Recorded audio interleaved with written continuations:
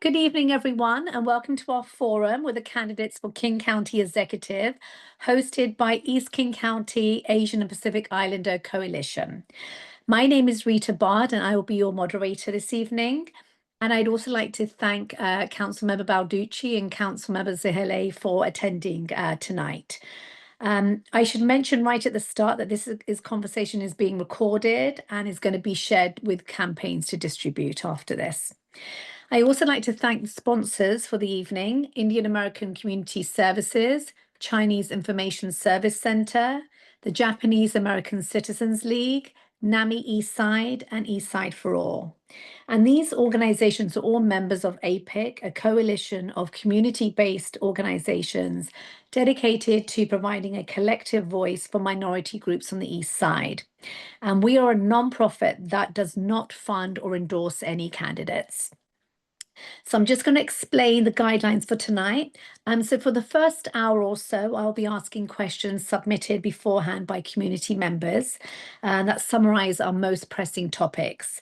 And after I ask the question, Ashwin will post in the main chat so everyone can read the question. And each candidate then will have 2.5 minutes to answer. I'll then ask follow-up questions or move on to the next topic. And then around 7:10, we'll ask questions that have been submitted by attendees this evening. So if you have a question, please write it in the chat, and then the team will sort through it, and we'll ask the candidates those questions. And then we ask that each candidate has a 2-minute response for those questions so that we can get through as many questions as possible. And then at 7:25, we'll conclude with a 2.5-minute closing statements from each candidate. So before all that, today marks the anniversary of the September 11th attacks, and in honor of the lives lost, the heroes who responded, and all those affected, I'd like to ask everyone to join me in observing a moment of silence.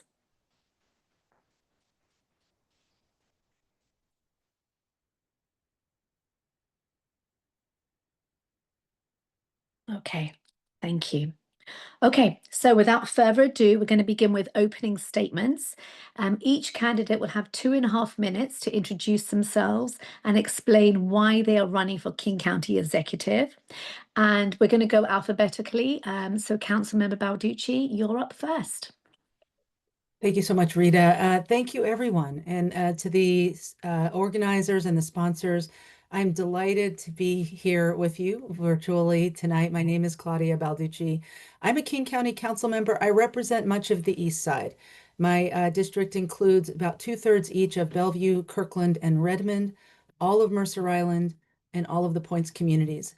I'm a former mayor of Bellevue and served on the city council there for 12 years. So I've had the honor and the great opportunity to get to build relationships with East Side communities, with East Side Asian Pacific Islander communities, and many of the wonderful nonprofit organizations that are represented here tonight. And I do believe when I was mayor of Bellevue, I initiated a rewrite of our mission and vision statement. And I do believe in the first two lines of that statement that are still the first two things people say about Bellevue City government today, and that is Bellevue welcomes the world. Our diversity is our strength. I think it's more important now than ever that we continue to lean into that value and say it openly and proudly and stand for those values. I lost in the change of view the clock timer. Could you just help me out here for a second? All right, there you are. Do you have the timer on though? It's this tiny little box. Can you just pause for a second? I'm so sorry. It changed while we were talking and now I can't see you anymore. Can I ask that you just wave your hand at me when I've got about 30 seconds left because I'm not going to be able to read the timer at the size that it's become. Thank you. Just remove the spotlight for you. That way you don't have to, so we can start again. No, I'm so sorry. I got thrown totally.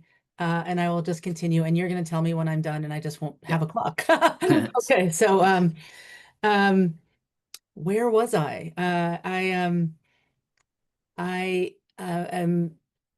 Thank you, Rita, for the silence moment of silence for 9/11. I like to share that when people hear all the Bellevue in my autobiography, they must think that I am wealthy or that I come from wealth, but I don't. I come from a family of public servants. My mom is a retired public elementary school teacher. My stepfather was a court officer, and my one and only sibling, my brother, is a retired New York City firefighter and a survivor of 9/11, who lost his entire crew. The crew that lost the most people on 9/11 was my brother's crew. And so it's a heavy day. And if I'm a little off my usual game, that is partially, no doubt, part of the reason it's always a heavy day for us in our family this day. I'm running for King County Executive because I believe that fundamentally, local government, when we do our job well, when we deliver on our promises, and when we partner intentionally and effectively with our community partners, makes people's lives better.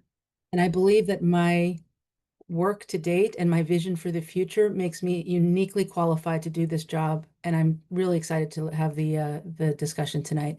Can we really fix the timer thing? I just can't see it. There's no way to see it the way this is set up. Sorry, I hate to complain. Can you see it, Gurmai? I can't see the timer. I don't see it anymore either. Yeah. Yeah, it did appear and then it popped away. Yeah, if you guys can see me, would you be able to pin my screen again? You are pinned. You Okay, just got very okay. tiny. Okay, now you're pinned and spotlighted for me. Is that better, Yeah, Councilmember what Sahile? if Can you I see? spotlight myself for everyone? Yes. For that, is that better? I see you spotlighted now, Ashwin, but I don't Okay. see a timer. Is Yeah, there a your timer hand up is on? raised. Yeah, if I start the timer, it should. Ah, there we go. All that right. better? Thank you. Yeah, you'll Thank just see my you. mug for Sorry 90 about minutes. that. No worries. We appreciate you.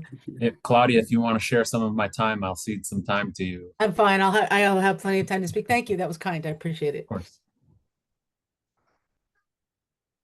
All right, Councilmember Sahile. Yes, thank you all so much. It's really great to be here with all of you. Thank you, APIC, for organizing this amazing event. It's great to be here with all of you and my colleague, Councilmember Balducci. My name is Gurmai Zahalai. I'm the chair of the King County Council.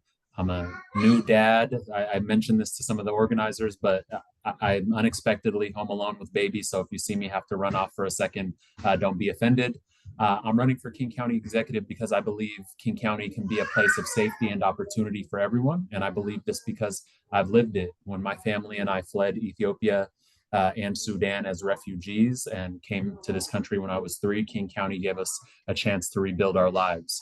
Even though I was a refugee here, experienced homelessness and poverty, I've been benefited from good public policies, affordable public housing, good public schools, social safety nets, jobs. Those things helped me go from South Seattle low-income public housing to starting my own youth education nonprofit, graduating from college and law school, working at the White House, and now representing my community as the chair of the King County Council. But I'm running because that story that I just told is no longer possible. And in some ways, literally, because the president banned people from entering the country from the country that I came from. As county executive, I would work to try to eliminate a lot of these challenges and obstacles, expand affordable public housing, improve public safety, support good jobs that pay a living wage, protect our environment. I'll also do everything that I can to make sure King County stands as a beacon of hope against the devastating federal policies that we're seeing from the Trump administration. As a King County Council member, I've lived up to a lot of these values by accomplishing big policy wins like increasing the minimum wage, to championing crisis care centers, to expanding and investing in affordable housing. And this track record is why my campaign is leading in building trust with so many of our region's partners. We're #1 in endorsements from unions, from tribal nations, from elected officials, including Governor Ferguson, Attorney General Nick Brown, Congresswoman Pramila Jayapal, Congressman Adam Smith, and much more. And if elected, I would love to work with each and every one of you to make sure that every single corner of King County is a place where people can thrive, including East King County, where so many of you are doing such incredible work. So thank you all so much for your time, and I look forward to discussing the issues with each and every one of you. Great. Ashwin, was the raised hand because I was out of time, or?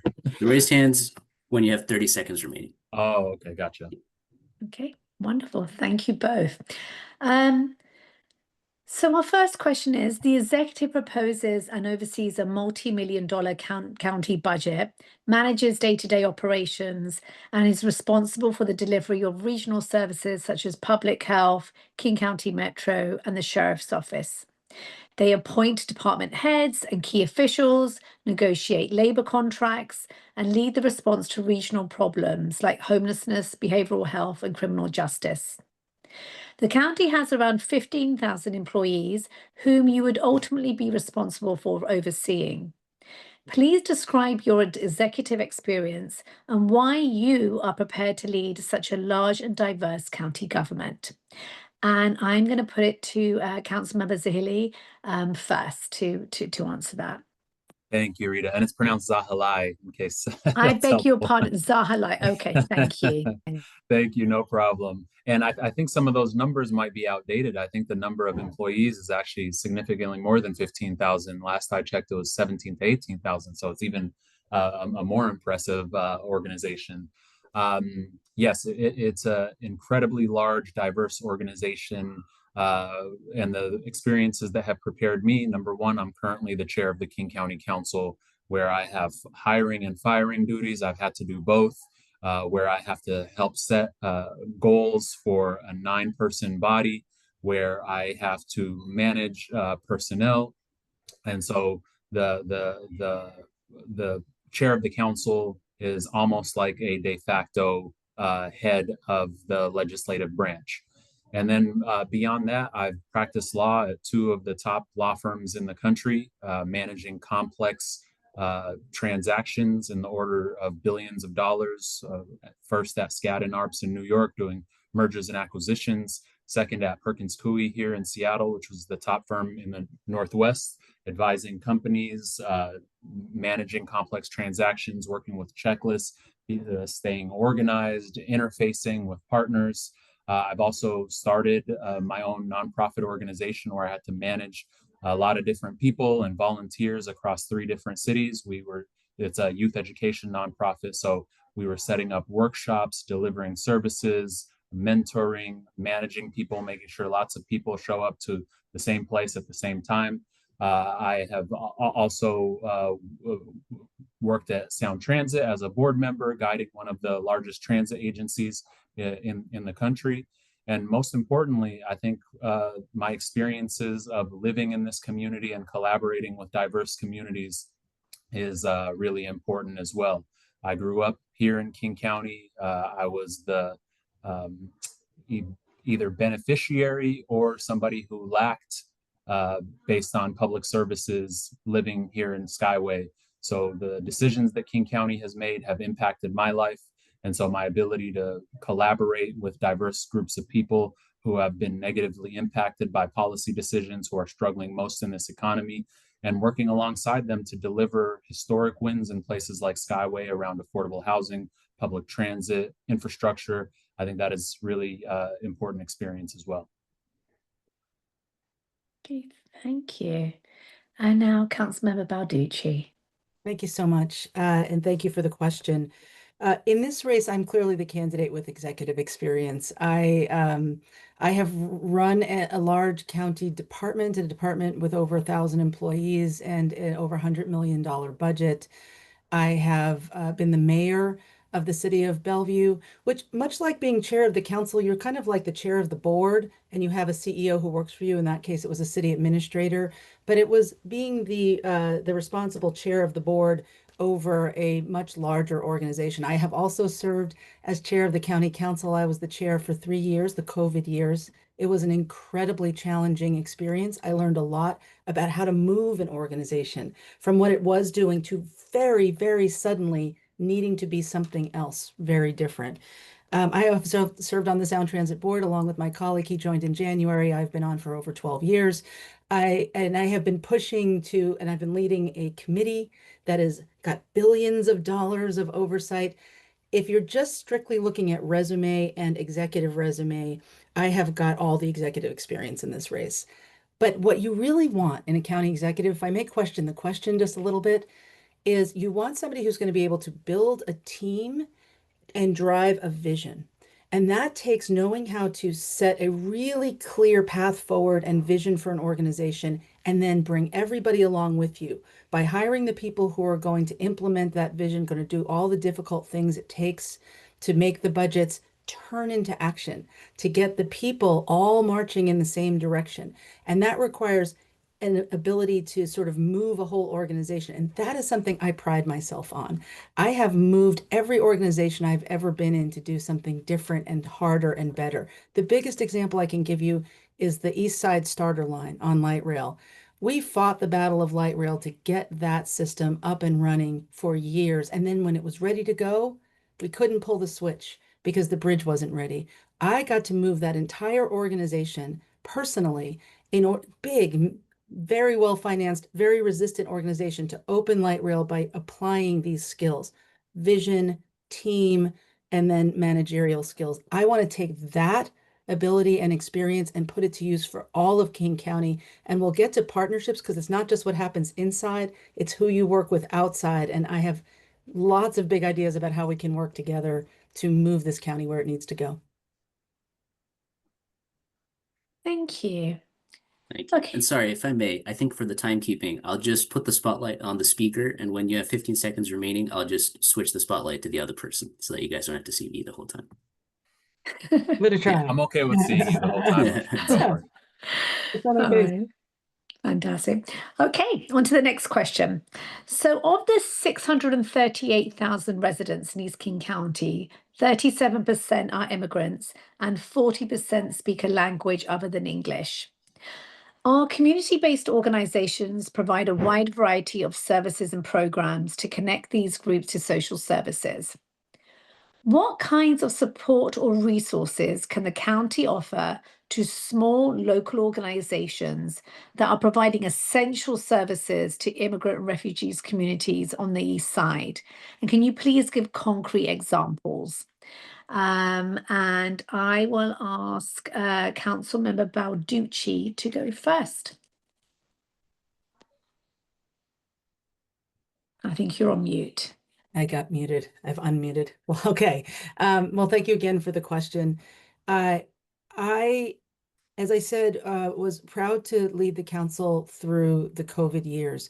And I learned something through those years that, you know, you can know things in your head, but then when you really experience them, it's a different thing. It's a different story. During COVID, I learned what it truly means to need to work with trusted community partners. It's always been something we've known, but during COVID, we could hardly even reach the communities who were desperately in need. First, it was masks, then it was medical care, rental assistance, vaccines when the vaccines became available. And without our partnerships with community-based organizations, we would never, as a government, have been able to successfully reach all the people we did. There was a partnership led by IACS, where local Eastside government leaders got together with small businesses and heard from them all the many challenges they were having.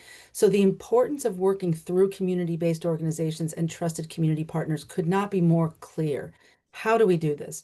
First of all, we have got to share vision and leadership together. We have to be willing to say, you know what the community needs. We hear you, we bring resources, and we work together on filling those needs. In a very real way, it's about talking, and about talking a lot, regularly, not just when there's something going on, but frequently and consistently over time, having tables, having community created tables that we are at together.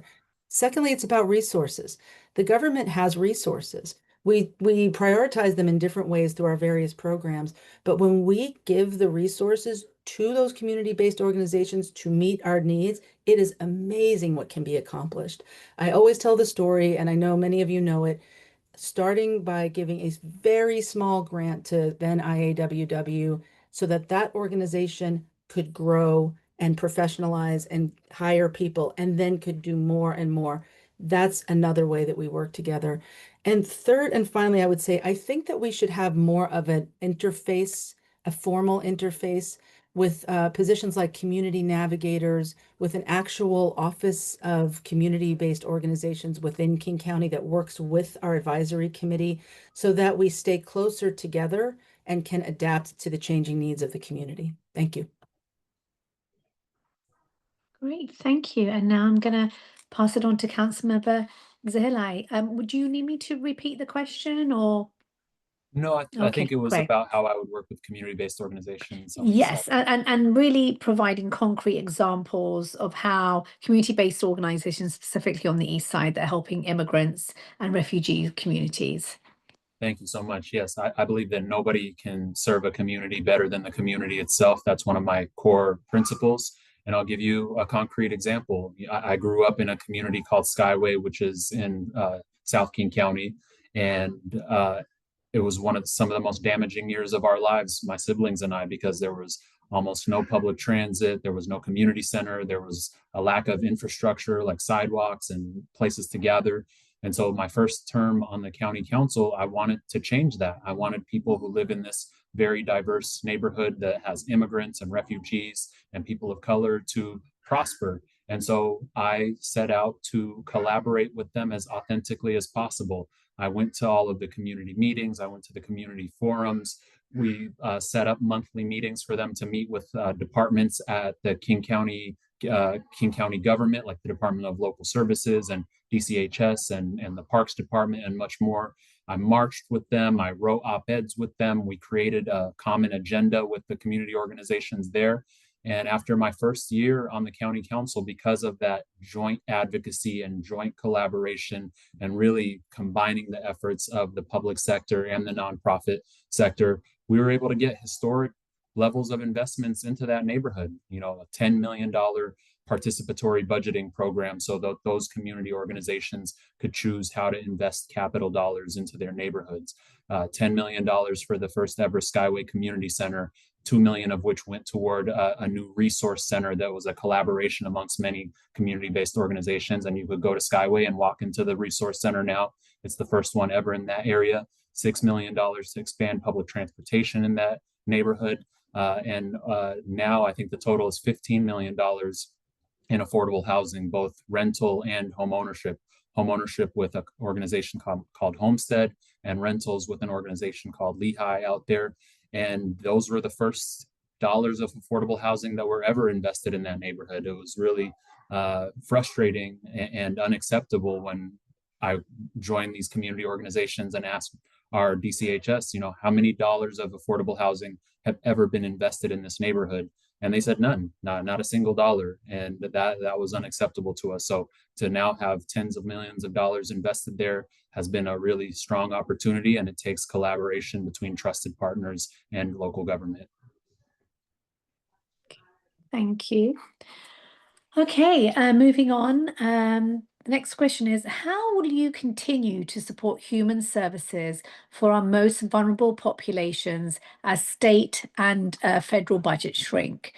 How will changes in Medicaid and SNAP affect city-run programs and eligibility of residents for county services? And would you consider using the county's rainy day reserve funds to backfill the funding cuts, or would you look elsewhere? And I'm going to ask Councilmember Zahali. I want Zahali or Zahalai? Zahilai. It rhymes with my first name, if that helps. Gurmai Zahilai. Zahilai. Okay, Yeah. Zahilai. Okay, I'm going to ask you to answer that first. Thank you so much. Yes, so how will Medicaid and SNAP harm or impact King County? Both Councilmember Balducci and I have been organizing panels to answer those very questions. So because those numbers are not abstract, they have real world impacts here. When I organized the Medicaid panels to understand at the King County level, what we heard is that things like reproductive health care, tens of thousands of people are going to lose their reproductive health care in King County. Hundreds of thousands of people are going to lose their Medicaid benefits. Social services, like people's ability to go to Western State Hospital and get the mental health treatment that they want, the timeline that you would need to access a facility like that will balloon much past 5 months. And so These are real issues that are going to happen, and our social safety net clinics that King County operates, they're going to be really strained because as people lose options elsewhere, they're going to come to King County. And so we really have to be prepared for that. I want to make sure that we protect and expand our existing funding sources. You know, we have MID, we have VSHSL, we have crisis care centers, we have Best Starts for Kids, we have Help Through Housing, we have a number of levies that we use to fund human services. And this year we actually passed criminal justice sales tax, which I've termed the Safe and Stable Communities Fund, which was proposed by our executive. It's a new tool that came to us from the state level, and it will allow us to both stabilize our criminal justice system because of the massive hole in our general fund, but there will also be extra resources to fund human services that are reasonably likely to keep people away from the criminal justice system. And so using those resources will also be very, very critical. I think we need to have regional convening so that we can identify where we have opportunities to collaborate and overlap our services in an environment where we're going to lose so much funding from the federal and state government. We really do have to be efficient with our resources. And so continuing to bring people together from the public sector, private sector, nonprofits, and identifying opportunities for collaboration and closing gaps is going to be very, very critical. And of course, we have to advocate for tax reform at the state level. We have a 1% cap that really hinders our ability to raise resources for the things that we care about. We need to have more progressive options. We need to offset our regressive taxes here, and I'll leave it there. Thank you. Councilmember Balducci. Thank you so much. Truly, the threat to funding from the federal government is very frightening indeed. The first wave came at us early on, and the new administration, the new Trump administration, acted very swiftly to try to cut off grants that we had already received. So we were looking early on at losing funding for housing, for human services, for emergency management, and transportation. We have been pretty successful at you know, as the county executive, you got to know you've got a lot of levers to use. One of them is the courts. And we use the courts pretty successfully early on to stop some of those early cuts. What's coming now is bigger and worse because it'll be in the federal budget. You named two problems. I see three very large challenges coming our way: Medicaid, food assistance SNAP, and HUD vouchers. And so if Medicaid is cut the way the feds are threatening to cut it, many, many people will lose their health care. If SNAP is cut, we will see food insecurity rise in our communities. And if HUD vouchers are cut, even though people wait for HUD vouchers for years to qualify for housing, people who currently have and are stable in housing will suddenly lose their housing. It could be a triple whammy of poverty being escalated dramatically in our communities. So what to do about it? We have some tools. We have got revenue that is as yet untapped. Are we willing to reach deeper into our own local pockets to help backfill some of this? We do have a property tax that can be used to increase health access, especially for low-income and uninsured people at Harborview. We've used about 10 cents of it. I served on the leadership team that made the proposal to use that. We have 15 cents more that we could use. But are we ready to do it? It's a conversation we have to have with the community. We're about to renew the mental illness and drug dependency sales tax for 9 years. I've proposed, and I appreciate Councilmember Zahalai supported, that we reduce that to 2 years so that if we need to increase it or do something different in the near future, we have flexibility to do that. So reach into our own pockets, reprioritize. We may have to look at some of the beautiful things we do that we love doing and instead shift money that we already have to survival, because people may end up in survival mode. And that is another discussion we'll have to have with the community. And then partnerships. I'm out of time, but partnership, there are lots of partners we can use in healthcare and these other areas. That in food service, there's so many partners we can work with. I will pause there. Thank you. Thank you. Okay. So moving topic, with the recent rise in anti-immigrant rhetoric and hate, our community-based organizations are seeing members becoming wary of interacting with government services. These nonprofits are on the front line, and they're increasingly worried that immigrant communities will voluntarily withdraw from public spaces and impoverish themselves for fear of government retaliation. What steps would you take as executive to navigate this turbulence and reassure our communities that they are safe? And I'm going to put it to you, Councilmember Balducci. Thank you. It is indeed very scary right now. It's very scary. We're having conversations with constituents and groups that represent constituents about people just disappearing. We had a member of our community, Zavid Chowdhury, who was at an immigration hearing, doing what he was supposed to be doing to answer questions and go through a legal process to extend his green card or to get status. And he was taken and remains in detention in Tacoma. And we hear these stories weekly now, and it looks to only get worse. It is absolutely imperative that government send the message loud and clear in every way we can that we are not ICE. We are not cooperating with ICE. We do not do ICE's job for them. When I was the head of the King County jail system, I was part of the move to stop honoring ICE detainers because they were actually using our jail to hold people beyond the time when they should have been released so that they could come and pick up folks and investigate them for immigration status. And we don't do that job. That's not us. Because if our police, if our law enforcement engage in that, the message the community gets is don't talk to anybody in authority. Stay away because you're at risk. We need to make sure we do our jobs and send the message in every way possible. You can talk to your local government. But that's not enough. People still won't fully be able to get what they need or get remove the fear without us, again, working through our community-based partners.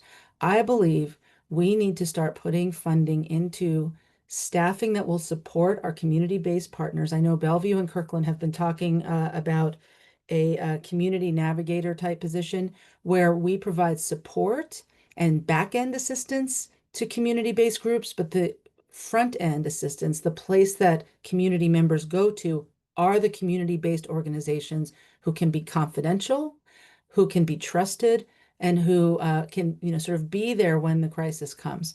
There's so much we need to do. This is a very difficult time, but I think it starts with people like me in positions of power standing up and saying, no, we're not going to allow things to go on the way they look like they are, and we're going to stand up for our people, working with trusted community partners.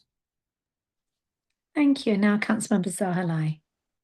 Yes, I feel like my colleague answered that very well. These are very, very scary times. I have personally had family members get deported during this time. I've had coworkers who live in fear because of being undocumented.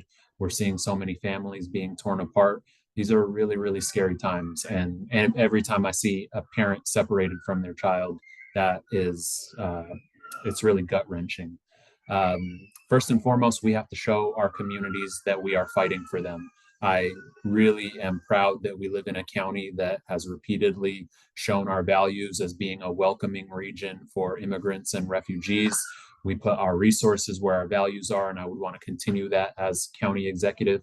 I absolutely want to uphold the policies under Keep Washington Working, which allow or actually mandate that we do not cooperate or facilitate ICE's unjust actions. And for me, that would not be a passive commitment. I would proactively make sure that our sheriff's office is being trained to not make immigration related arrests, that our jails are not holding people for immigration charges, that we continue to have proper safeguards in our software system so that they're not divulging personally identifiable information, as my colleague mentioned before. Those are all proactive responsibilities that I will make. We also need to continue suing the federal government. That's another way of building trust that all governments are not the same. My colleague mentioned before the lawsuits that King County has been filing. Those are really great under our current executive, Shannon Braddock. We've been successful at getting temporary restraining orders on a number of lawsuits, and we need to continue doing that, forming coalitions around the country with other like-minded cities, municipalities, counties, so that we can strengthen our abilities. We need to support our Attorney General and form an alliance with his office. I'm proud to have the endorsement of Attorney General Nick Brown in this race, and we will continue supporting them. We need to invest in the community-based organizations that are providing the resources that our most vulnerable communities need to survive. We have many nonprofits out there who are supporting our trans community members, our immigrant and refugee community members, and they're providing them housing and language access. We need to invest in those. I will also invest in legal aid and legal assistance so that people have the law on their side in dealing with these situations. Thank you. And moving on to budget. Okay. The latest financial audit of the Department of Community and Human Services found that the grant funding process for social services was riddled with improper payments and potential fraud. There were also suggestions that relationships with grantees were more important than accountability. Each candidate has published their plan to improve accountability and financial oversight of county funds. Considering these oversights happened while you were both serving on the council, what is your honest assessment of where the council faltered and what you personally could have done better? And I'm going to put that to Councilmember Zahalai first. Yeah, we are absolutely all accountable. I would attribute it to the downsides of a good working relationship with the executive. You know, we do have a strong executive system, much like many cities have a strong mayor system, and we have always had a good trusting relationship. And honestly, I think the Seattle Times editorial board got it right. I think this is a scenario where having somebody like Councilmember Dunn, who has a different base constituency, coming in and demanding audits, that's good. And I think we should have all been doing that more. And so I have a commitment to establishing much stronger oversight, accountability, efficiency requirements. That is what my King County Delivers plan is all about. It is a plan exclusively dedicated to this topic. It calls for a chief operating officer that does more proactive audits rather than waiting for one of our colleagues to request an audit. It calls for more transparency in the form of more quarterly reports so that we can show what impact our dollars are having rather than getting dollars out the door. And at times, you know, elected officials celebrate at the point of spending or at the point of launching a program. We need to celebrate at the point of outcome. You know, how many people have been moved off the street and into housing? How many overdoses have we reversed? How many people have we connected to jobs? Those kinds of metrics need to be more transparent and reported out very regularly. We also need to invest in the administrative oversight that is needed for the scale of growth of grant programs. You know, there is a part of this has DCHS properly been staffed to conduct the oversight. There is a level of we need to direct those departments to go and do things like more site visits. At the same time, we have to review our administrative investments and making sure that those match the level of growth of our grant programs. So continuing to have those accountability measures is critical, continuing to have transparency, continuing to invest in the programs that are producing outcomes and moving away from the ones that are not is very, very critical. And having some separation between the grant makers and the contractors is really critical because of those relationships that you mentioned before as well. Thank you. Councilmember Balducci. Thank you. Yes. I think there's a number of things that are going on here that could have been better managed by council members, including myself. I will say that it starts with a cultural and policy decision. During COVID again, suddenly in a time of great need, a great deal of funding flowed down from the federal government to meet that great need. And we made a policy decision, and we weren't the only ones who did it. The state did this too. You saw this with unemployment insurance and a lot of money that walked away through unemployment insurance. But local governments did it as well. We decided quite intentionally that it was far more important to get resources to people desperately in need than to worry about the fact that there would actually be waste, fraud, and abuse. We made that decision intentionally in an emergency. But I think we weighed getting money out as quickly and seamlessly as possible, and then never came back to the place where we put the right amount of oversight over it. So that you've got to strike that balance, but you've got to strike it with enough oversight. And I don't believe we did that with our human services funding, especially in the years after COVID, as human services funding was dramatically increasing. We were not seeing the oversight dramatically increase.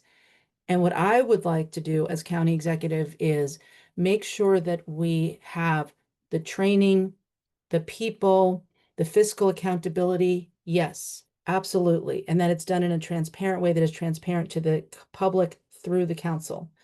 But also, we need to work very closely with our partners to make sure that in doing this, we don't overbalance and fail to get resources to the people in need. The ultimate goal is to get resources to the people that we're trying to serve. And so one of the challenges in the audit was this so-called hybrid model of funding contracts. The hybrid model was, instead of, you all, if you work in nonprofits, know quite often you get a grant, you spend your money, and then you get reimbursed. Well, not every organization can do that. Not everybody's got the money to advance it up front. So there's something to be said for having a trusting but supportive and verifying relationship. And that's, I think, the gold standard where we need to be, where we're not making it impossible, especially for smaller community-based organizations, but we're maintaining oversight and accountability at the same time. Thank you. Now, moving on to housing. Median rents in Bellevue and Redmond are close to $2,500 a month for a one-bedroom apartment. What county actions could you take to ease East Side rents beyond state law and city zoning? And I will put that to Councilmember Balducci. Yes, thank you very much. I probably goes without saying, I think we all agree here, but that housing costs, runaway housing costs, are one of the biggest barriers to equity, to inclusiveness. We say we're a welcoming county. We say we're welcoming here on the East Side. It's not very welcoming if you can't afford to live here. And as a mom of a 19-year-old who just graduated high school and is getting ready to start college in a few days, it doesn't appear to me that this is going to be a place where our kid grew up is going to be a place that they can afford to live into the future. And I think that reverberates across all of our families, all the way through seniors who are being priced out of their homes. There are long-term approaches and shorter-term approaches. You referenced state law and land use and sort of the partnerships that I've been driving with our cities, all 39 cities. We came up with a series of recommendations and have been working diligently and making a lot of progress.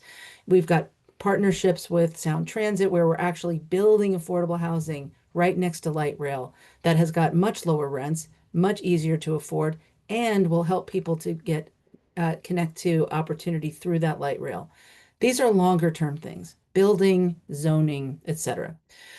I believe what we need to be thinking about in the near future, especially with the threats to HUD vouchers that I just mentioned in response to the federal and federal budget cuts primarily, we need to be thinking about more immediate ways to get money into the hands of people so that they can afford to pay the rent.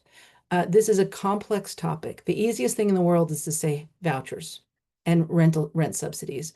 It's challenging though, because you can distort the market if you don't do it smartly and if you don't do it right, so that all you're doing is enriching folks who are housing providers and you're not actually stabilizing people who are rent, or you can have other unintended consequences. But I think we need to be thinking about ways to start increasing rental subsidies in places where it is very hard to afford to live. You asked earlier about some of the frustrations about, or we were talking about some of the frustrations about getting funding to places that never receive funding. Here in East King County, we are so often told, no, you don't get funding because what you're doing, you serve a rich community, when in fact, our nonprofits serve the people who are trying to make ends meet, who don't have high incomes in an expensive community. So I think getting to like this direct funding model is where we need to go next. Thank you. Councilmember Zahale. Yeah, this is the top issue in our region. We need more homes. We need to keep people housed. We need better regional coordination because the cost of living has gotten out of control, and that's resulting in both people living on the street, but also people living anxiously and check to check, and families not spending enough time together because they're working too many shifts. People getting displaced out of their neighborhoods, entire communities being dissipated. These are all really huge issues, and we're missing hundreds of thousands of units of affordable housing over the next couple of decades. And so number one is we need to increase supply. And we have a number of tools that we can do that. None of them are perfect, but they are all directionally what we need to do. Increasing supply means increasing our investment of public dollars into affordable housing. We know that we have a number of levies and programs at King County. We need to continue investing our levies, our state and federal grants. We need to utilize our bonding capacity to allow the private market to also better utilize our bonds. It also means cutting red tape and accelerating permitting. We need to make it easier to build. I know many of you have been looking into this new concept of abundance. Well, let me reframe, it's not new, but it's definitely taken shape in the public discourse much more than it has in the past. So doing everything we can to shorten that timeline for how long it takes a developer to get a permit. We can utilize technology, we can increase our staffing levels, we can continue to push to abide by new state level requirements around permitting timelines. Those are all things we need to continue doing. Of course, I know you said don't mention zoning, but we absolutely do have to talk about zoning and making sure that we're able to build more types of houses in more places, especially in our urban areas, so that more people, especially multifamily homes, can get built in more places. Those are all top priorities. I think we need to better use our county-owned properties and our city-owned properties and our Sound Transit-owned properties, really find out where land is that's publicly owned already so that we can eliminate at least part of the cost of development by having homes already or land that's already available to have housing built on it. And then, of course, keeping people housed. Councilmember Balducci mentioned it. That looks like rental assistance, eviction prevention programs, vouchers, and so many others. Those are all things that we need to do better. Thank you. And now moving on to transit. Chinatown International District is the most controversial of Sound Transit's planned spine system. How will you ensure Sound Transit keeps its promises for accessibility and connectivity to the International District without reducing its footprint? And Councilmember Zahale, that's your question first. Could you clarify when I missed the part you said without reducing its footprint? Could you clarify that? Yes. How will you ensure Sound Transit keeps its promises for accessibility and connectivity to the International District without reducing its footprint? I don't think I followed the last, but what do you mean by without reducing its footprint? Okay, hold on. I'm going to Sorry quickly. about that. No. That's fine. Let me just quickly. Okay, that was a question that was given to me by a community-based organization. I'm going to change it to another question. Okay. So I apologize. Okay. We'll get more Maybe Claudia context. gets it. She can go first if she wants. Yeah, we'll get more didn't context understand. from whoever We'll asked get the some more question and come back to context. that. Okay. Thank you. So the another transit question is, how can we make Eastlink a successful economic and social engine for everyone? Are there obvious opportunities for transit-orientated development on the east side that haven't been fully realized yet? Thank you. Yes, I cannot answer the question about the east side specifically. I don't know about opportunities for transit-oriented development on the east side at the moment. I don't represent the district, but absolutely we need to utilize all Sound Transit stations as an opportunity for transit-oriented development. This, in my view, and I think the data backs it up, building dense housing that is near reliable, affordable public transportation is one of our greatest tools for combating climate change and reducing our carbon footprint. And so, in my view, every Sound Transit station that is suitable for housing should build with density. We should have strong regional planning around these stations to make sure that we're reorienting our Metro bus system as well to maximize our mobility and make it easier for people to get from their homes near transit to their jobs, to their childcare, to their groceries. Those are all things that I would make sure to prioritize if I were King County executive. Additionally, I think that we need to have strong partnerships with the businesses that are along transit corridors. I've started that work with the One Line, where we have many small businesses around the One Line in my district currently, and they're beginning to organize around making sure that Sound Transit is interconnected with economic opportunity, that we have events, that we have collaboration with the small businesses in those areas, the coffee shops, the retail establishments, the restaurants, and really make sure that Sound Transit is putting more dollars in their pockets through intentional partnerships in those areas. So I do think that Sound Transit can be and is an incredible economic development tool for small businesses, for housing, for childcare, and much more. Thank you. Councilmember Balducci.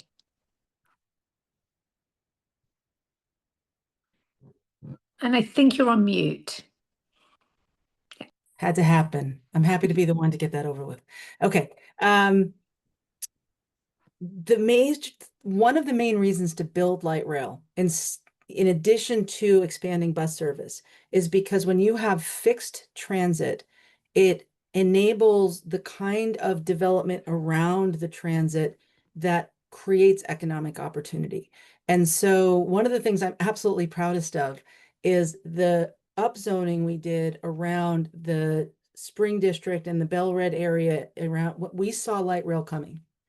And we said in Bellevue, you know, most of this system is being planned right next to a freeway where you cut off half of the economic activity because you've got fully half of your circle is a freeway.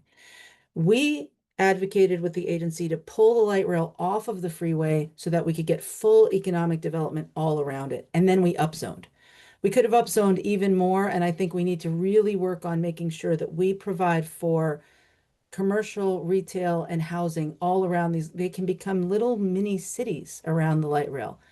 And you have to, with intention, work on affordability, anti-displacement strategies, especially in other parts of the system where you have got sort of these historic communities, some of them very rich in culture, very like lots of supportive small businesses from immigrant and BIPOC communities. We want to preserve those while allowing them to reap the benefit of the light rail. So programs like business development investments, which Sound Transit does have money for, we need to work on those together as well. I do want to go over to the CID question just for a second, even though it didn't get fully, I didn't fully understand it either, I'll acknowledge. But I want to say this, I got an email today that said, I solved it. I solved the problem. I don't think I solved the problem, but somebody thinks I solved the problem. What we've been trying to do is serve, as we build this third line of light rail that crosses the first two, we want to serve the Chinatown International District without destroying it with construction, a historic neighborhood that has been overrun, pushed, pulled, and discriminated against and damaged by public works for the length of its existence. So not damage it, but still serve it. And I think one way we might be able to do that is by using the existing tunnel we have rather than building a second tunnel. It's technical, but it could work. And people are super excited about this idea that I came up with. Thank you. Okay. I don't know if Councilmember Zilai's tending to his child. Okay, you're here. Okay, fabulous. Jasmine. Oh my gosh, look at this. Okay. Okay. So And if I could just jump in and give some context to that Chinatown Yes. question. Yeah, it Yes. was a question about eminent domain. and the potential damage to historic districts, and specifically how you would try to keep that commitment to accessibility in Chinatown without relying too much on eminent domain to encroach on like the Chinatown Historic District, like what had happened with the Fifth Avenue Tunnel. So if that gives context. Okay. Thank you, Ashwin. Okay. All right. So we have our next question. The 3 previous King County executives either ran or contemplated running for higher statewide offices. Where do you see yourself in 5 years? And that would be Councilman Balducci first. Thank you. Thank you. As I said in the opening, or as I tried to say in my opening, I feel that I have arrived at this moment in my career with all of the experience, all of the partnerships I've been able to develop, all of the knowledge about how things work that I've been developed over by delivering on big promises regionally, have made me most suited for this job. And that's why I'm applying for this job by running for King County Executive. I have no plans beyond being King County Executive. I want to spend all of my political capital right here, right now, for as long as the voters might want me to do so, and leave King County in a much better place with a completed transit system, with affordable housing, with vibrant, walkable, safe communities around these areas that are rich in culture, rich in diversity, and where everybody can thrive, including our little ones here, have the ability to grow up and thrive. So this is the job I want. This is the job I'm applying for. I have no intent to go to Olympia or DC thereafter. Thank you. And Councilmember Zahilai.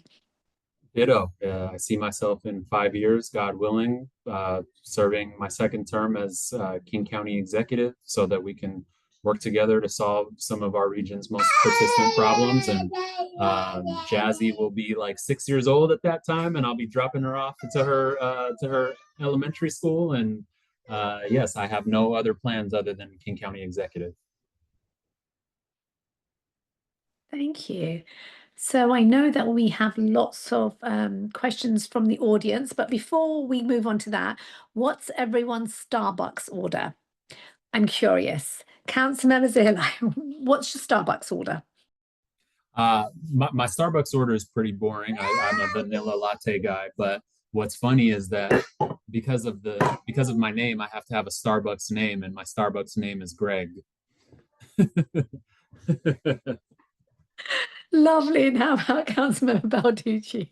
I've been cutting back on milk products, so I've been having almond milk lattes lately. They're good.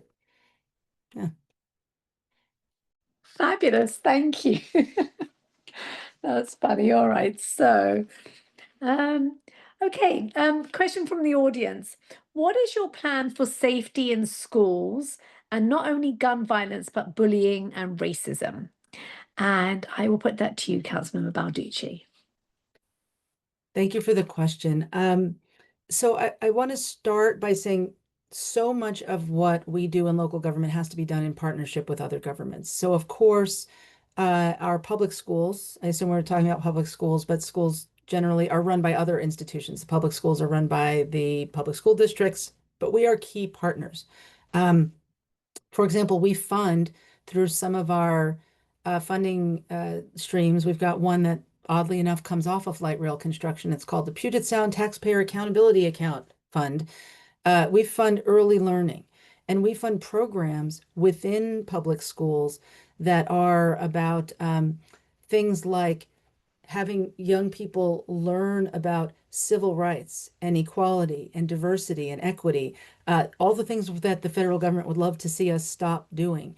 I think that by being a partner in good programming and good education, we can help to build social bonds that enable us to reduce things like bullying. I suspect that underlying the question is also a question about school resource officers.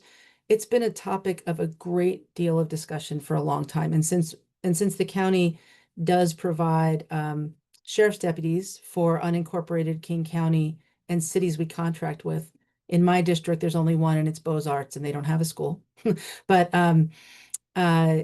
we've had a lot of discussions with community. There has been a lot of pushback on having school resource officers there has also been a lot of interest in having school resource officers. And so I think we should work with our communities, work with the leadership in schools and our, parent and teacher and student associations to find out how do we help the most. We are a support organization. How do we support the schools, both in safety and in helping to build healthy cultures? And then we should be there with resources and support for what the community tells us that they need. Thank you, Councilmember Zihile. Thank you so much. Yes, the name of the game here is definitely partnerships because of the county's reduced role within public schools relative to the state, the school board, the cities. But we do have a role. 2 years ago, there was a shooting on the campus of a high school called Garfield High School, which is in my district. And a student who was trying to break up a fight was actually shot and killed right there on the campus. It was devastating. And what happened in the wake of that shooting exposed the flaws in our systems, because I went to the school and I talked to the parents and the teachers, and the things that they said is that all the different levels of government were doing a lot of finger pointing because of the decentralized nature of our governments here in the US and our county. People were saying, well, this is the role of SPD. No, this is the role of the school district. Well, the mental health stuff is the role of the county. And there was a lot of finger pointing. And so what I did in response was try to strengthen our partnerships, increase our investments, and increase our coordination. I put forward legislation, which was a 5-part policy platform around gun violence prevention. Number one on that platform was strengthening our systems and relationships through our regional office of gun violence prevention, having more of the different levels of government and private sector and community members meeting more regularly to strengthen those relationships, developing clear protocols so that after a shooting, everybody knows what they're supposed to do and there's no question. Creating a resource database, because a lot of survivors of shootings tell us that they have to go through a lot of fragmented systems to get the resources they need. So developing a one-stop shop that aggregates all the resources that people need to survive a situation like that is critical. I also advocated for targeting our gun violence prevention interventions based on what the data is telling us on which youth are most at risk for shooting or being shot. And that analysis is ongoing, but I've run out of time, but there are things that we can do, and you can count as me as the next executive to push us toward that. Okay, thank you. And now on to the World Cup. So FIFA World Cup is being planned for Seattle in 2026. How would you work to elevate the King County's small and micro businesses and tourism? And this is to Councilmember Zihile. And if you're busy, okay, great. Would you like me to repeat that question, Councilmember? No, I got it. I just have Okay. to make sure she doesn't go toward the stairs. Oh, blimey. Yes. Well, yes. Feel free to. That's your priority. Yeah. Thank you. Yes, we have a huge economic opportunity with the arrival of FIFA World Cup. I believe somewhere between 750,000 and 1 million new people are going to come to our region in the span of 2 weeks. That's taking Seattle's population and putting it on top of King County. So it's going to be an incredible opportunity for spending money. And when I've met with the FIFA World Cup Planning Committee, the number one thing I told them is, how do we make sure that this opportunity gets money in the pockets of our communities of color, our immigrant communities, our refugee communities, our low-income communities. We have a lot of small businesses here. One thing that they don't want to happen is that their participation in this economic opportunity is symbolic. We don't want people hanging up pictures of our faces and putting up decorations of us and things like that. We want our restaurants to have an opportunity, our vendors to have an opportunity, people who sell things to have the opportunity. And that's the pitch that I put into them. And fortunately, they were thinking a lot like that. And so as executive, I will continue making sure that those opportunities are there and that I'm holding them accountable to that so that we can actually put dollars in the pockets of our community members. We also want to make sure that our communities are safe during World Cup. I've met with our King County Sheriff's Office. They are going to be part of the safety apparatus that's happening in preparation for that. Preventing human trafficking, making sure that our technology is ready to go to have proper surveillance and proper response systems so that people stay safe, especially our communities who are from here, and trying to make those opportunities healthy and good for them rather than detrimental. So a lot of stuff that we can do, and I'm excited to work with you all on that. And who are you supporting? Who am I supporting? Yeah. What do you mean?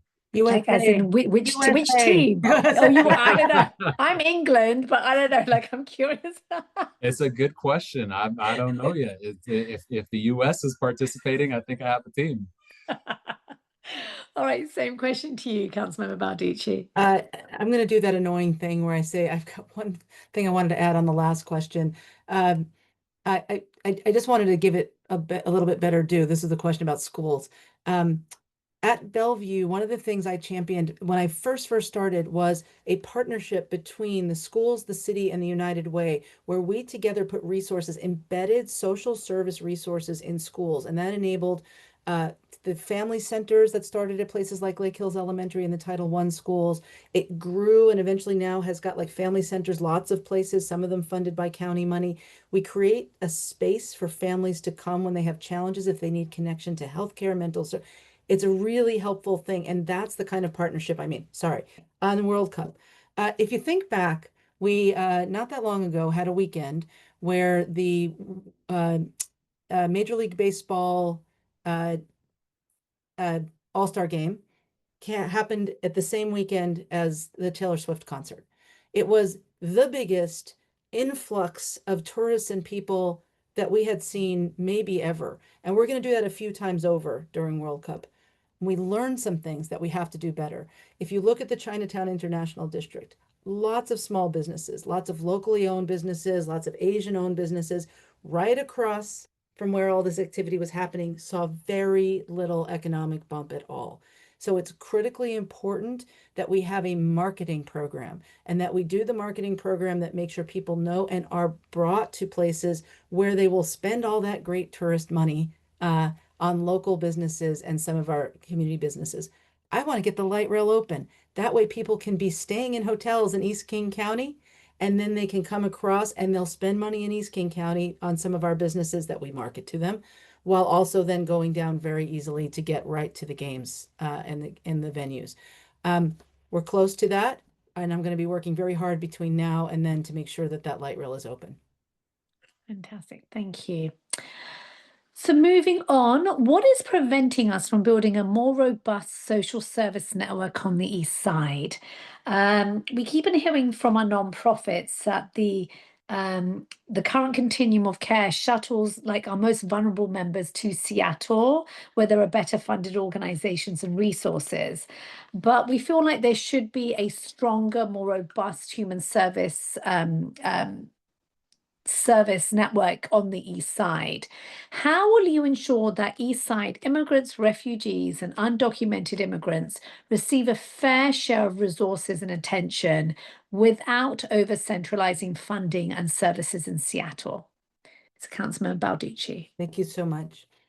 Some years ago, the county did some fantastic work looking at the connection between race and place and life outcomes. And what we found became a national model, and sadly looks very much the same today. And that is the worst life outcomes: low income, health, longevity, economic attainment, educational attainment. When you look for where there are more challenging outcomes, it gravitates to South Seattle and South King County. There's the most need sits there on our particular map.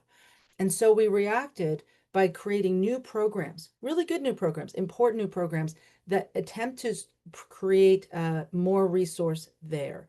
I think what happens though is sometimes we use that very correct emphasis on putting resources where the need is. It becomes a shorthand, and the shorthand goes like this: I'm sorry, we're not going to fund your program, Youth East Side Services, because that's not equity. People have said that. That's not equity. It's shorthand, it's inartful. What they mean is there's more need somewhere else. But what I have been advocating for since I've been on the county council is if you say to the people in need in Crossroads in East King County, you're not going to help your kids here. The services are all over there on the west side. What you're saying is you don't belong here. Go somewhere else. Go get your services where the other people are. We need to find a way to fund the services at the level of need. And I believe that can be done through an honest needs assessment. We're going to have to grow some pies bigger because I don't want to take from where there's need to give to where there's need. But then we need to be clear and be okay with the fact that there's people in need in East King County and they're trying to hang on in a very expensive place, and we should provide resources for those people. As executive, I will absolutely work with all parts of King County to make sure we're being fair. Thank you, ma'am. And Councilmember Zahilai. Thank you so much, Rita. Yes, we definitely need to recognize that need exists everywhere. As somebody who is from South Seattle and from Skyway and South King County, I recognize that I have in the past had that tunnel vision where I feel like all of the need is in South King County. And then I've been invited by various colleagues from around the region to visit specific parts of their district that have extreme levels of poverty. I visited a place in North King County with my colleague, Councilmember Dembowski. And, you know, as a South County guy, I've in the past felt like, oh, North King County, that's a wealthy area. What I saw up there at a specific apartment called Jackson Park Apartments was more poverty than I have ever seen anywhere. And I've lived in public housing projects in South Seattle and South County. And so we want to make sure that despite regional truths, that we are not erasing the real struggles that exist everywhere. So that's a mindset shift. Number two, we have to make sure that we as county government are going out there to East King County, and that East King County is coming to King County. I think that information sharing is important. For going out there, I've recommended that our external relations department have a head point of contact for each part of the region. So we need to have East King County liaisons who are going to all your events, to your council meetings, to your planning meetings, to your nonprofit organizing meetings, to really build relationships, understand the need. And then the same thing that I did when I was telling you the story of Skyway, of these monthly meetings at the county to get updates as a big heads up about things that are coming down the pipeline, our budget timelines, what grant opportunities are available. Organizing those regular monthly meetings for East King County nonprofits is something that would be a priority for me. And then, of course, we have to strengthen our collective. So whatever we can do to have you all continue working together and using your collective voice like you are right now, I think will be really effective. Thank you. Okay, changing topic. Eastside cities like Bellevue and Factoria have seen increased shoplifting and property crime since the pandemic. As executive, how would you address retail theft in these suburbs where police departments are smaller? And how would you ensure your plan deters organized crime while addressing civil liberty concerns? Councilmember Zahilai. Yeah, this is a great question. First and foremost, I really like this pilot program that our King County prosecutor had launched last year with the Retailers Association, the King County Prosecutor's Office, and the Seattle City Attorney, which allows them to share information about crime trends, especially retail crime trends, and respond in an organized and coordinated way. And they've had good results as part of that pilot program. And I absolutely think we need to broaden the scope of that and also make it permanent. A permanent retail theft task force based on this pilot program, I think will be really important so that there can be more coordination with East King County places that are experiencing these issues. Number two, we want to make sure that our staffing levels in our criminal justice system are increased to meet the demand of the issues that we're seeing. We put forward legislation through the criminal justice sales tax this year that will allow us to not make devastating cuts to our criminal justice system so that we can continue to have the right level of prosecutors, the right level of sheriff's deputies, the right level of public defenders and court operations personnel, so that people who are doing this kind of organized retail theft are caught and prosecuted and disbanded, because we know that the vast majority of this type of retail theft is caused by organized retail crime and not just one-off people taking things because of poverty and things like that. We have to make sure that we're not punishing people who are just going through mental health or addiction or poverty issues to the same extent that we are for people who are doing these organized crime rings. And so those would be top priorities for me, making sure that we're coordinating better and making sure that we have proper staffing levels across our criminal justice system. Thank you, Councilmember Balducci. Thank you. We're making a little bit of news here tonight because Councilmember Zahal just described a proposal that I made a couple of weeks ago, and tonight he's telling you that he supports it. So thank you for supporting my retail theft task force proposal, Councilmember. That's really good news. I also agree that we should expand it and extend it. But the idea of a task force, it sounds like, what is that? What is a task force?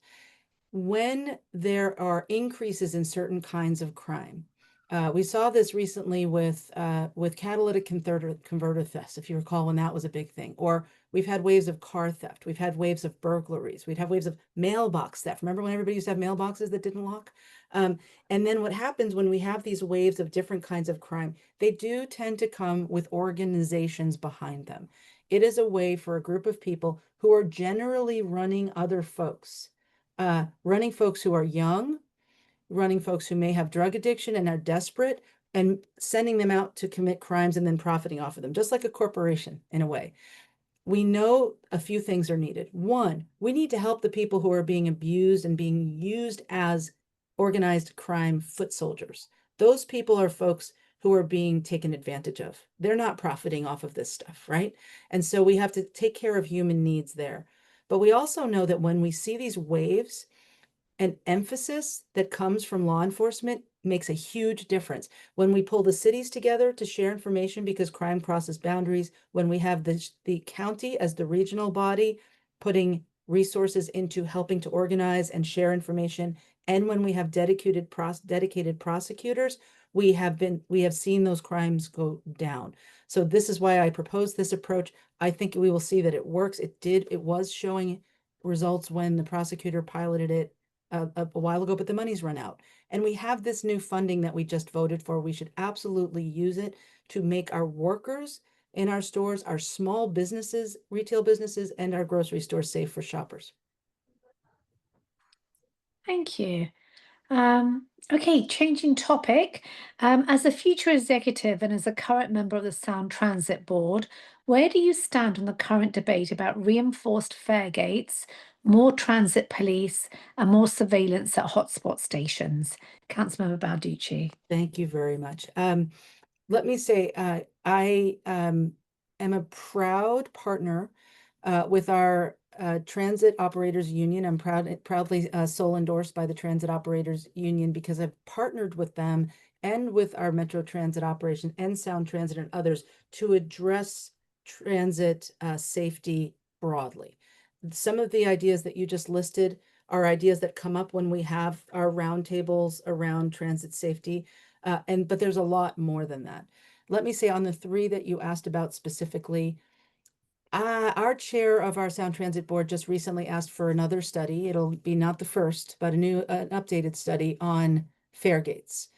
It just sounds like it would work, but fare gates are fairly easy to evade too, and they are very expensive to put in place. So if the cost benefit is there, I'm open to it. But if we're going to spend $1 billion to collect $100 million, it doesn't make a lot of sense. In terms of security, you may have noticed if you ride our system that the agency has been putting out more security lately. When you arrive late at night to the South Bellevue Park and Ride, you will find that there's a security guard there at all hours of the night when the system's open. I think that's good to have that body there. We have to make sure we're staffing at the right levels. We want to put as much service out into the world, and we want to be spending on the right level of security so that people feel safe. there are other things we can do. I love the pilot program that Metro has been doing in South King County for having social workers and basically folks to connect people who are maybe in homelessness, maybe using drugs in public, connect them to another place to be, services they may need. So we do this holistic kind of approach, which has safety, security, and services. Because again, we have got to fix this. We can't have people afraid to ride our system. We can't meet any of our needs, our goals, climate, mobility, equity, if we don't have people, if people are too afraid to ride the system. It's very important. Okay, Councilmember Zahile. Thank you, Rita. May you say the question again? I know there were like three parts to it. so Yes, I missed absolutely. As a future executive and as a current member of the Sound Transit Board, where do you stand on the current debate about reinforced fare gates, more transit police, and more surveillance at hotspot stations? Thank you so much. Yeah, on fare gates, an investment in fare gates absolutely just has to be justified by the data. You know, if the cost of installing and maintaining fare gates is gonna cost more than the revenue that it'll generate and the safety improvements that it's going to deliver, then it's not a good use of public dollars. But if the reverse is true, then it could be, and that just depends on what the analysis that the CEO of Sound Transit just announced comes back with. So this is not an ideological thing. It just depends on what the positives that it produces are and what the costs of it are. And then in terms of transit police, I think more presence in general is a good thing, whether that's police or mental health providers or customer service ambassadors. More presence is a good thing. And I was proud to support Executive Braddock's proposal for investing $26 million additional dollars in our supplemental budget this past cycle to invest in more security at transit stations. And that's something that I think that we need to continue doing. We want to make sure that people feel safe. Sometimes that means a transit police officer. Sometimes that means a mental health responder. Sometimes that just means somebody to talk to that's a customer service professional. So the right response for the right situation is absolutely what I support. And then in terms of surveillance at key areas, having cameras in places to make sure that we know what's going on and that we can respond to situations, I think is a good thing, especially making sure that infrastructure is ready for FIFA World Cup when we're going to have hundreds of thousands of new people, and our law enforcement professionals and other crisis management personnel are going to need good information. I think having that infrastructure there at key locations is wise. Thank you. And we're going to be going to closing statements very shortly. But before we do that, tell us one thing that people might be surprised to learn about you. So, Councilmember Zahile, the floor is yours. The one question that I didn't want to go first on, that is a lot of pressure. Something that would be surprising. What would surprise you all? I have a second baby on the way that's due on Christmas Day. I call her my little Jesus baby. She's coming Christmas Day, December 25th, and my wife and I are very excited about it. And so I don't know if that's quite a surprise. Maybe you're surprised because I already have a very small baby, and my life is about to get really, really crazy here very soon. So that's the one I'll share. Right, and Councilmember Balducci. Thank you. I was also going to speak about my family. Our family, if I haven't done the math, but we are assembled, I think, from the widest possible geographical distance imaginable. I'm originally from New York. My husband is originally from Los Angeles, and our child is originally from the city of Taraz in southern Kazakhstan. And we all come together here in the Northwest. Yes. Okay, thank you so much for sharing. Okay, so as I said, we're now going to have closing statements. You each have 2.5 minutes, and I will start with you, Councilmember Balducci. Thank you. Thank you so much. Again, I really appreciate the opportunity to speak to you all tonight. Great, thoughtful questions, and it is a challenging time.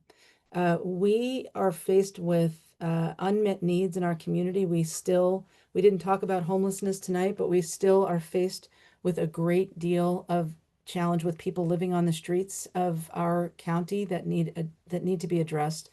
We are building out our transit network and trying to make sure that it serves everybody as well as it should. The number one topic I still hear about is public safety. It is something that is top of mind for a lot of people, especially in certain parts of our county. And we have a $10 billion annual budget in King County. That is a lot of funding. It goes to a lot of important things. But with those resources, I think we have to ask ourselves, should we not be doing a better job at solving the problems of our communities? Add on top of that the weight of what's coming at us from the federal government, the fear that is being injected into our communities, especially our immigrant communities and our LGBTQ plus communities. We are insulated a little bit from that because we have great elected officials here. I include my colleague and I in that category, who stand up for our communities, who support the right values and the right policies, but we're not immune. We are seeing attacks in the form of rollbacks of rights. We're seeing a loss of funding and a threatened loss of a lot more funding. And we're seeing essentially paramilitaries being sent into communities across the country, and we're not immune from that. The next King County executive needs to be somebody who is going to move the needle on all of these things, who is going to be effective, who's going to deliver on the promises of King County, the promises we've made when you pass those levies we ask you to pass, that we deliver on crisis care centers, that we deliver on housing and on transportation and on public safety resources, and those partnerships that we talked about all night long that you are part of, working with us together on making our communities a great place. I am the candidate who has the most experience and therefore the broadest coalition of people supporting me, from labor and business and all kinds of local elected officials and leaders on the ground doing the work, because they know I'm the one who can push big rocks up hills and get things done for this community. And I love to earn your support and your vote. Thank you. Councilmember Zille. Thank you all so much again. I agree with Claudia. Your questions were super thoughtful and detailed, and it was an honor to be able to speak with all of you. We know that the challenges ahead of us are very, very serious. Families across King County, including in East King County, are struggling with this astronomical cost of living, especially with respect to housing, a behavioral health system that's continuing to leave too many people without care. Public safety concerns that really demand real solutions, federal government that continues to attack our values and defund our priorities. These are just huge challenges that we have up ahead. And that's why my top priorities as your next executive, if I am elected to this position, are to tackle these problems through collective action, working alongside all of you. My 4 top priorities are: number 1, breaking that cycle of homelessness, addiction, crime, jail, homelessness, addiction, crime, jail. We need to break the cycle. The second B is building more. I want to build more affordable housing, build more transit, build more childcare, build more small businesses. Those are all things that we can do together. My third B is putting more boots on the ground. I want to have a more customer service oriented government where we have more personnel that are outside, connecting with you all, bringing you all in. Like I mentioned before, that relationship building between King County and the East Side will be a big priority through personnel changes, through events, through true collaboration with you on your priorities, boots on the ground. And lastly, my fourth B is just better government. We talked about accountability and the need to use our tax dollars more effectively and more efficiently, and have more transparency, and making sure that we're investing in things that work and moving away from things that don't. That is going to be very important as well, especially in an era where we're losing so much funding and so many services because of the federal government. I know this can't be done alone. The progress that we need to do requires collective action. I do have the broadest coalition in this race, from the governor to the attorney general to our 2 biggest members of Congress in King County, and Adam Smith and Pramila Jayapal, to more elected officials around the region than any other candidate, more unions, more tribal nations. I think if we all work together and move in a common direction, we can solve problems and hopefully build a region of safety and opportunity for all. Thank you all so much. Wonderful. Thank you so much. And on behalf of the East King County Asian and Pacific Islander Coalition, we love the fact that you spent your evening with us. And I just want a quick reminder to everyone, Election Day is November 4th with early voting beginning on October 17th. So please make sure your voice is heard. And thank you both for spending time with us. Thank you. Claudia, see you 100 more times in the next month. Only 100? Come on. Everybody, thank you Thanks, so much. everybody. Thank you so much. Have a good evening. Thank you.